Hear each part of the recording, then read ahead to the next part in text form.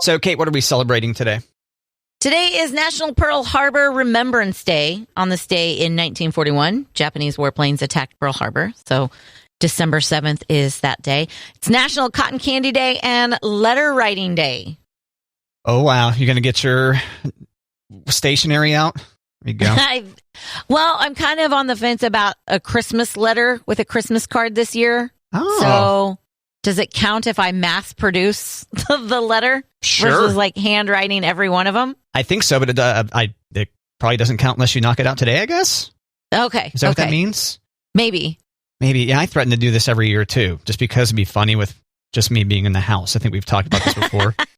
This year, Matt played video games and sat on his couch and really didn't do much of anything. He consumed some alcohol, and that pretty much wraps it up. Something like that. Got his Christmas trees out on time. And Yeah. I could probably make some stuff up to make it sound more interesting. Yeah. Matt had a great time climbing that mountain, like that. There you go. Matt volunteered over 80,000 hours this year. That's what I should do, just embellish and make up just complete nonsense. There you go.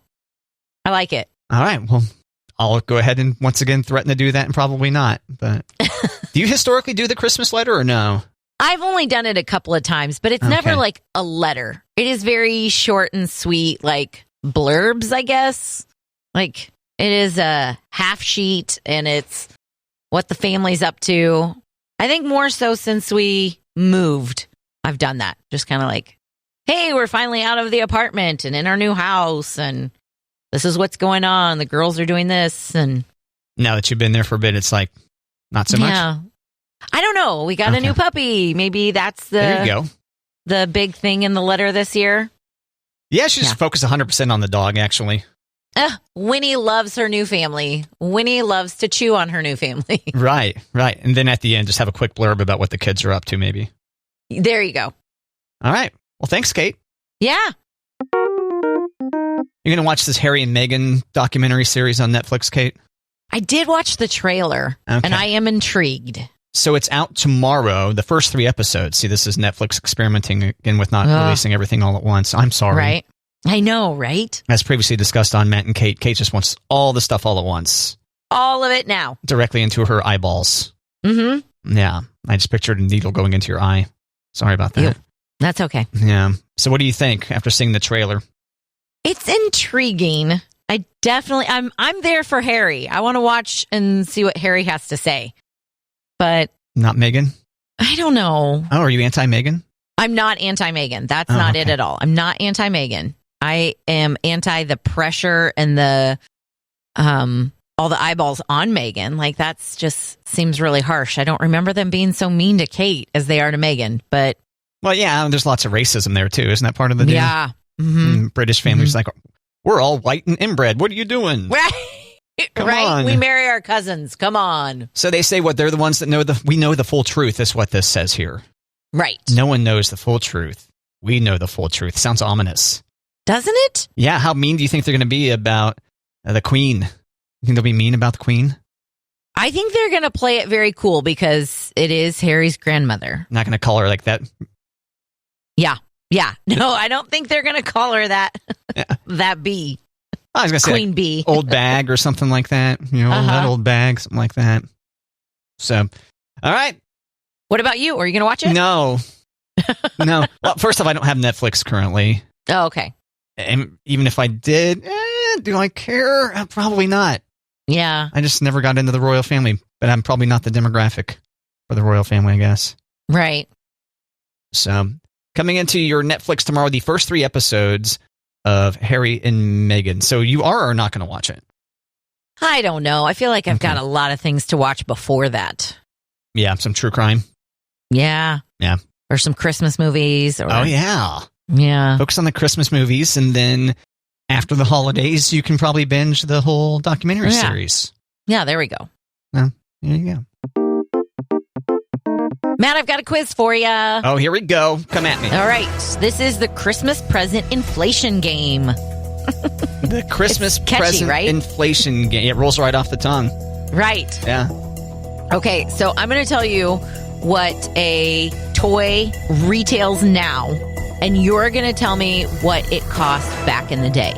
This is similar to a game they used to play on Price is Right. Right. Yeah, this was the price in 1993, or this is the price today. You would like this game. You're a big Price is Right guy. Okay. I am. I've been to a taping. Yeah. Mm-hmm. Okay. 2022 Barbie holiday doll currently sells on Amazon for $19.97. How much did a Barbie doll cost in 1959? Whoa, okay. Okay. $2.99, $8.99, or $12.99? I'm going to say $2.99. $2.99 is correct, Matt. For a second, I thought it was going to be Are You Out of Your Mind? No. Way to go. Way to go. Right. Thank you. Okay, classic Monopoly game currently retails for $19.99. But how much did a Monopoly game cost in 1935? 50 cents, $2, or $10? I will say 50 cents. Ooh, so close. $2. $2. Wow, that seems costly, doesn't it? For 19... Right? What year? 30-something? 35. Okay. All right. Yeah. Okay. Mr. Potato Head. Classic Mr. Potato Head. Currently retails for $7.99. Oh.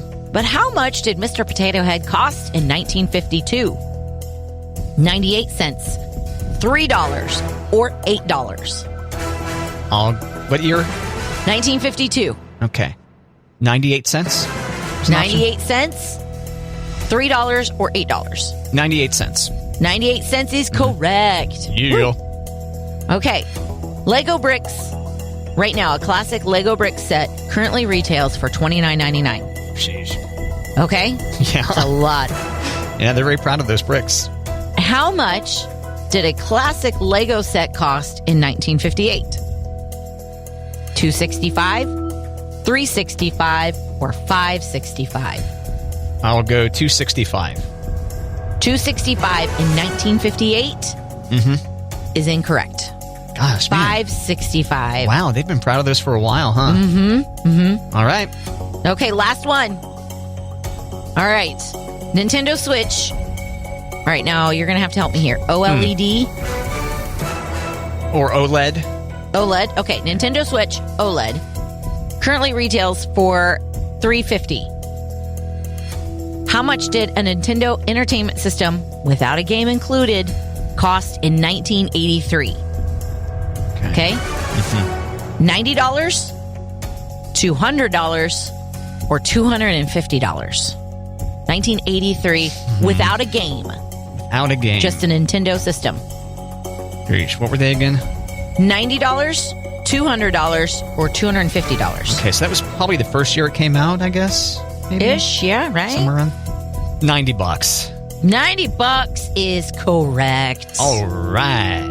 That was a Nintendo Entertainment System without a game. 1983, $90. Now, $350 for the Switch OLED. Does that come with a game? Do you know? Oftentimes. Okay. Maybe, I think there's the Mario Kart set that you can get, but I think that's just the standard Switch, the non-OLED. Okay. And there might be some other holiday deals going on, but it comes with a screen built into it. You know? Ooh. The original NES didn't have a screen. You had to provide your own TV. Gotcha. There's that That's part. right. Yeah. And then, yes, inflation and stuff. And all that stuff. Yeah. Thanks, Kate. Way to go, Matt. Yay, did I win? You did. Great. All right, Kate. Duolingo's phrase of the year is please don't cancel my plans. You familiar with Duolingo? No. This is the app pretty highly regarded that you would use to learn a foreign language. Okay. So first off, English is the most studied language in 119 countries, followed by Spanish, most studied in 34. And interesting, Korean, most studied in 4 countries. Oh.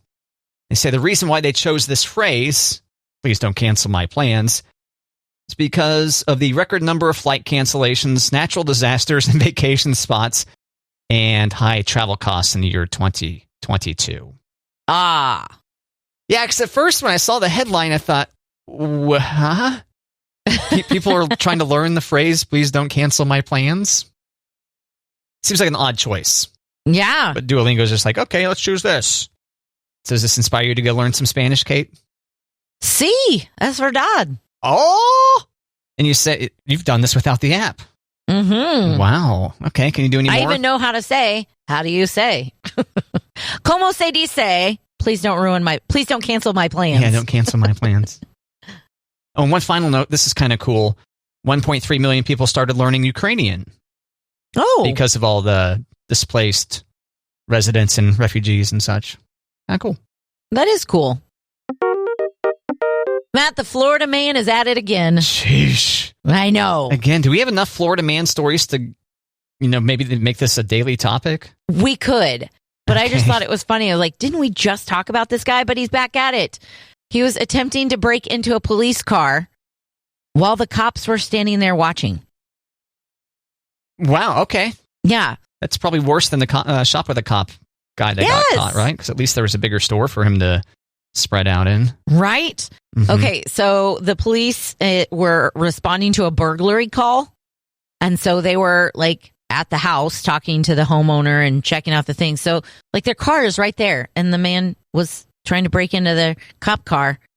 And the police tweeted, Mr. Miller is being considered for the 2022 Darwin Award. He was arrested for breaking into a police car while officers were at a burglary scene and they watched him do it. There's no I don't know how people like this could say, not guilty. It was an accident. This guy had to be on something, right? You would think. They didn't include the mugshot, so. Bath salts or something? Right. You say they didn't include? No, there was no mugshot included in the story. Yeah.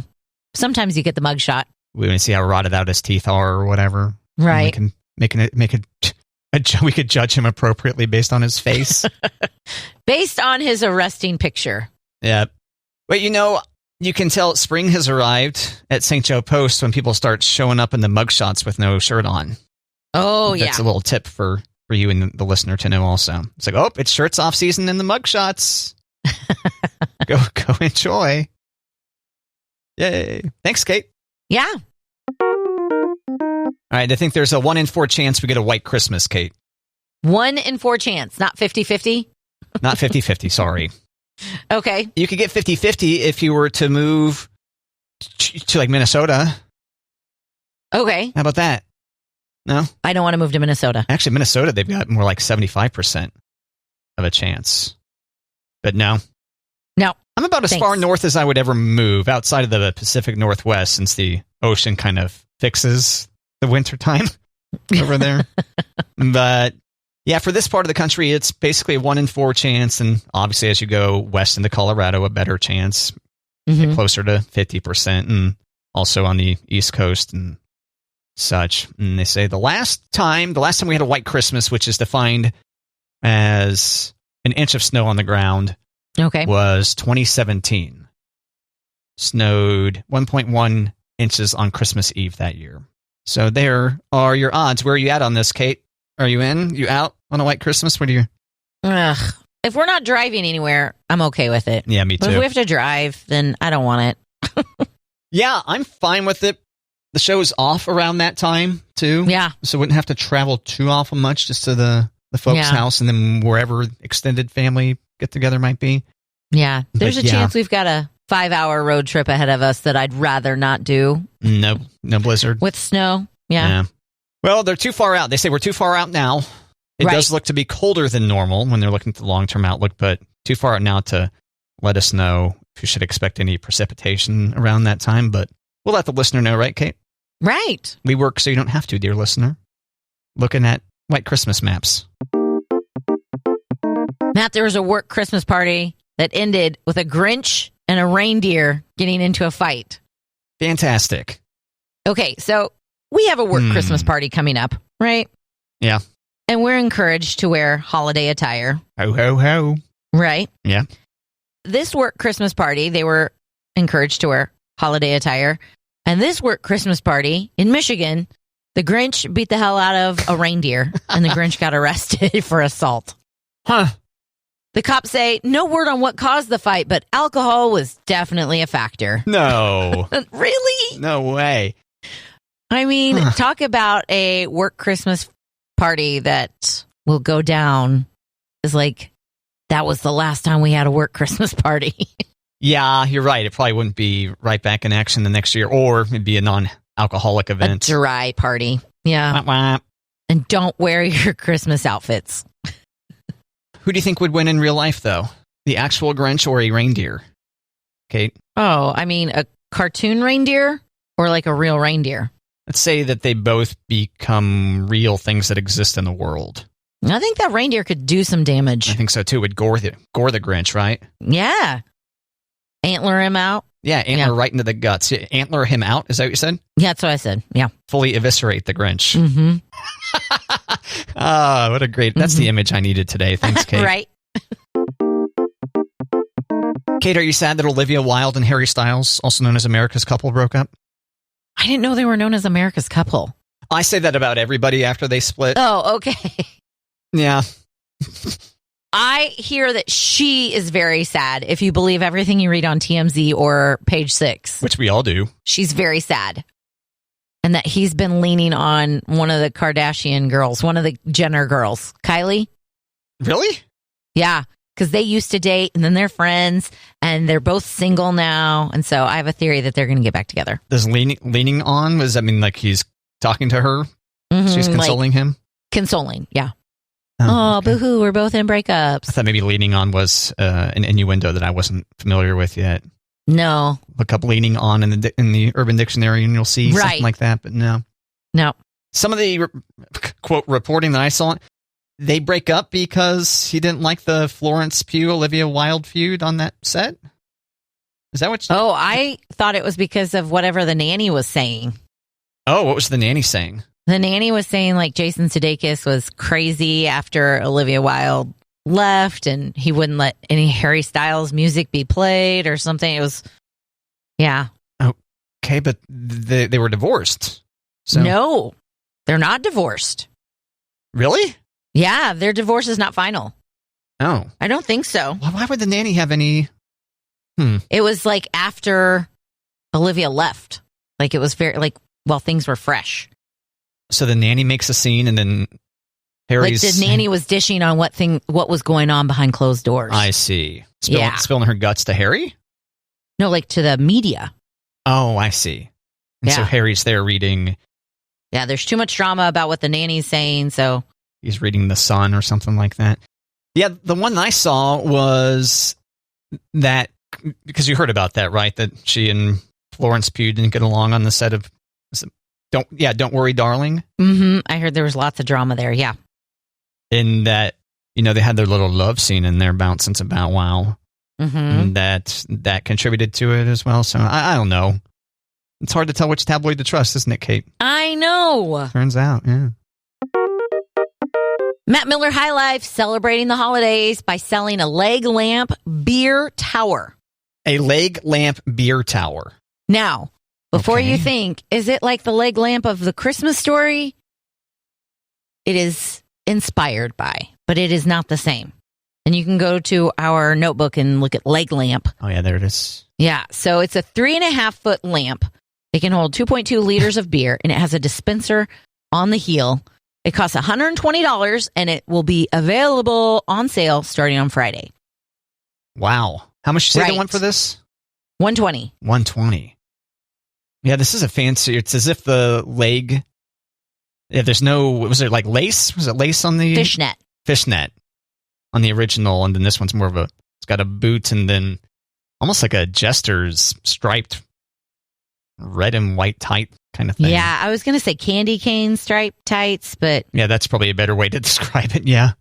Yeah, but inspired by A Christmas Story, but not A Christmas Story leg lamp with beer in it. Right, a.k.a. Don't Sue Us.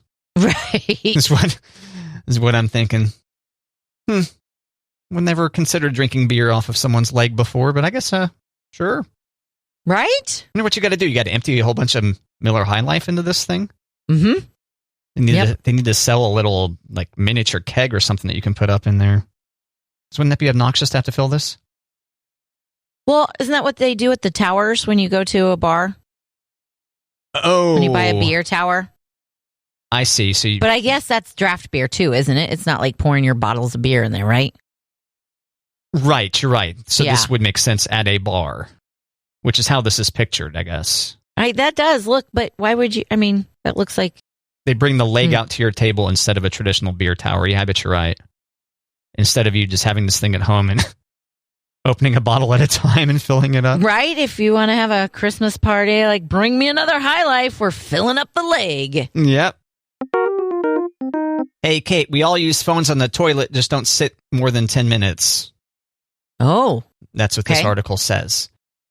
After 10 minutes, you could get hemorrhoids, apparently. Sit on there too long and things are stretched out and such. Okay. Now, this article also makes another argument for like the squatty potty style deal. Mm-hmm. Mm-hmm. You guys have one?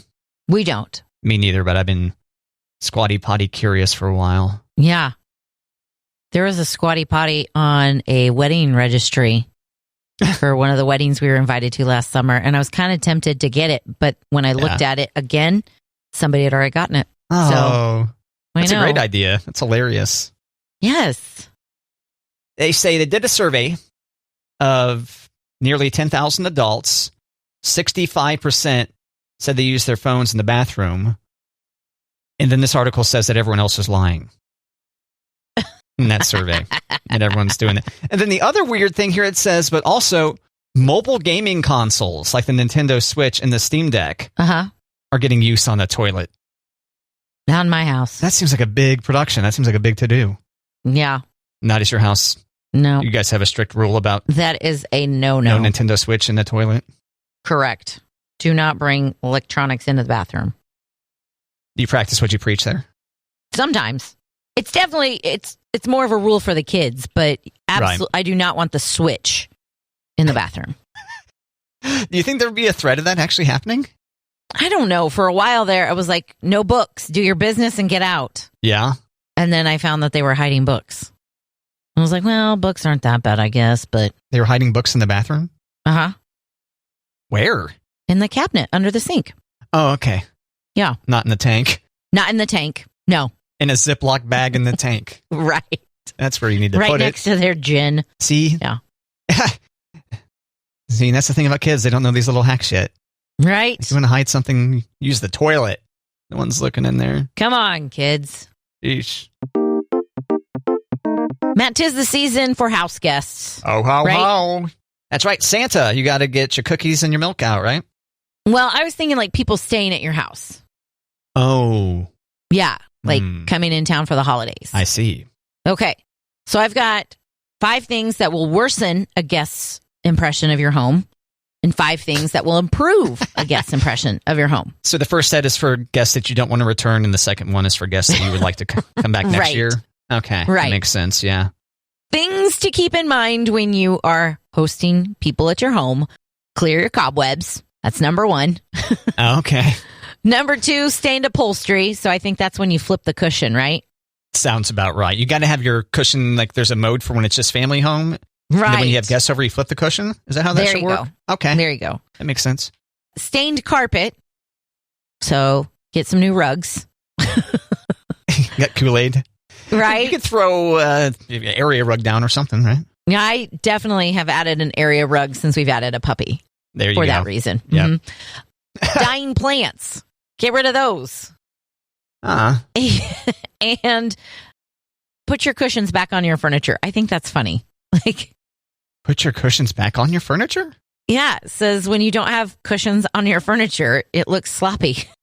Oh, okay. I mean, sometimes we take the cushions off the couch when it's just us, but when we're having people over, we put the cushions back. Why do you take the cushions off? So you can build a fort? Yeah, a little bit. Or to make more room. All right. I did. Yeah. Disassemble the fort and put them back on the couch. Okay. Right. People are coming. Fort down. Yep. Now, if you want to improve a guest's impression of you, have freshly cut flowers. That's nice. That nice sounds little lovely. touch. Yeah. Yeah. Framed photos or artwork on the wall. Don't have that. That seems like a good thing to aspire to, just generally speaking. Yeah. A large book collection. Okay. Makes me think of Ron Burgundy. Like, I have many leather-bound books. Just in time for the holidays, just get a massive book collection. Okay. Right. Light some candles. Lovely. Okay. These all sound like things you can do aesthetically pleasing, but the last one is make available a phone charger. All right. That sounds about right. Yeah. Smell our flowers, check out our large book collection, and admire our art. And here's a phone charger for you. So that you can just stare at this instead. Right? Yep. Well, thanks, Kate. Yeah. All right, Kate. Can't hear what actors are saying on TV? It's not you, probably. Okay. Do you have this issue? I do. Okay. We are a closed caption family. Yeah. Having closed captions on. Once again, I highly recommend closed captions for repeat viewings of movies to hear those things or see those things that you might have missed before. Do you think this is a new issue? Not being able to hear things on TV? I don't know. I think it started when I was watching a lot of British shows and I wasn't quite catching what they were saying, like the expressions. Well, that's fair. And I would rewind it a couple of times and be like, what's that now? And so then I was like, whoa, I love being able to read. And then I don't have to jack up the volume to 60.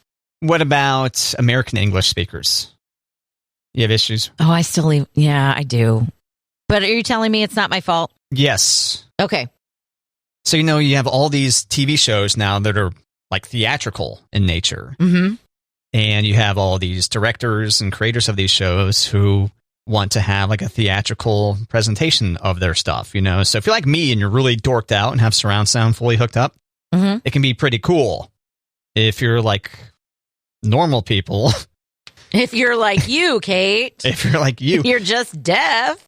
Yeah, you don't have the dedicated speaker, putting audio right at your face. Right. And so these shows are getting mastered for home theater, basically. Oh. And one of the things they point out is with TVs being really, really thin now, as opposed to back in our day when the TVs were big, fat things. 3 feet deep. Yeah. The speakers are pointed right at us on those. Whereas with the modern TVs, they're too thin. And so the speakers are actually kind of embedded in the back and aimed downward toward your TV stand.